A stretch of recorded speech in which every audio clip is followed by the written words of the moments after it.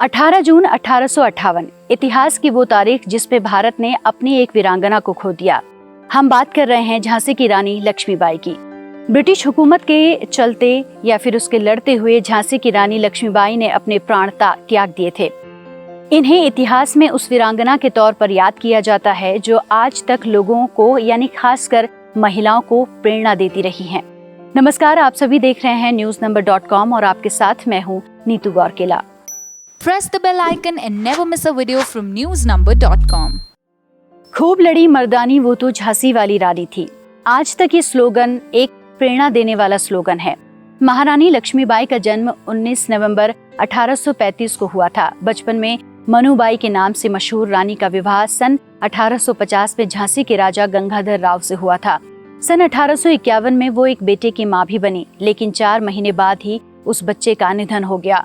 बेटे की मौत के बाद पति गंगाधर की तबीयत खराब रहने लगी। तबीयत की वजह से 1853 को राजा का निधन हो गया। राजा गंगाधर ने अपने चचेरे भाई के बेटे को गोद लिया था और उसका नाम दामोदर राव रखा था।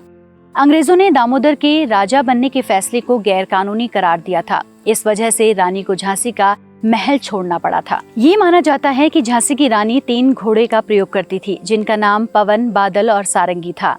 ये भी कहा जाता है कि जब रानी बादल पर सवार होकर महल की ऊंची दीवार से कूदी तो बादल ने रानी को बचाने के लिए अपनी जान दे दी। इसके बाद रानी लक्ष्मीबाई पवन का प्रयोग करने लगी थी। सिर्फ 18 साल की उम्र में अपने पति को खो देने वाली लक्ष्मीबाई कमजोर नहीं पड़ी, बल्कि मजबूत हो गई। उनकी उम्र की वजह से अंग्रेजों ने उन्हें झांसी से चले जाने को कहा। ब्रिटिश सरकार ने रानी को 60,000 रुपए बतौर पेंशन देने की भी पेशकश की, लेकिन देश प्रेम में डूबी झांसी की रानी लक्ष्मीबाई ने ये जो पेशकश थी वो ठुकरा दी। रानी ने अंग्रेजों से लड़ने की ठानी और अपनी एक अलग सेना तैयार की। उनकी सेना में सिर्फ पुरुष ही नहीं बल्कि महिलाएं भी शामिल थी। रानी ने कसम खाई कि वो किसी भी तरह से ईस्ट इंडिया कंपनी के हाथों अपना किला नहीं लगने देंगी। लक्ष्मीबाई ने झांसी को बचाने के लिए बागियों की फौज तैयार की। उनके इस मिशन में उन्हें अपने दोस्त खुदा बख्श का भी साथ मिला। इसके साथ ही काशीबाई, लाला भाऊ और अन्य की भी मदद मिली। सन 1857 में अंग्रेजी शासन से आजादी का बिगुल बज चुका था और अंग्रेजों का सारा ध्यान एक खास क्षेत्र पर हो गया था। इस बीच झांसी में रानी ने 14,000 बागियों की सेना तैयार कर डाली। 1858 में जब ब्रिटिश झांसी के अंदर दाखिल हुए तो उन्होंने लोगों को लूटना और उन्हें मारना पीटना शुरू किया। अंग्रेजों ने महिलाओं और बच्चों की भी हत्या करनी शुरू कर दी थी। कम से कम 2 हफ्तों तक चली लड़ाई में रानी हर तरह से अंग्रेजों पर भारी पड़ी।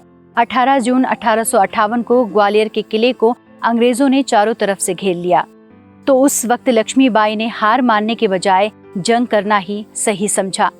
कहते हैं कि एक अंग्रेज सैनिक ने, जिसे वो देख नहीं पाई थी, उसने रानी के सीने पे तीर मारा था और इसके बाद रानी बुरी तरीके से घायल हो गई। हमला करने वाले पर पूरी ताकत से उन्होंने दोबारा वार किया था। रानी को लगी चोट बहुत गहरी थी, लेकिन खून बहुत तेजी से बह रहा था। वो अपने घोड़े पर सवार थी और अचानक उनके सामने एक बड़ा झरना आ गया। रानी को लगा कि अगर वो झरना पार कर लेंगी तो कोई भी उन्हें पकड़ नहीं सकेगा, मगर घोड़ा छलांग नहीं लगा सका और रुक गया। अचानक रानी को एहसास हुआ कि उसकी कमर पर किसी ने बहुत तेजी से हमला किया है।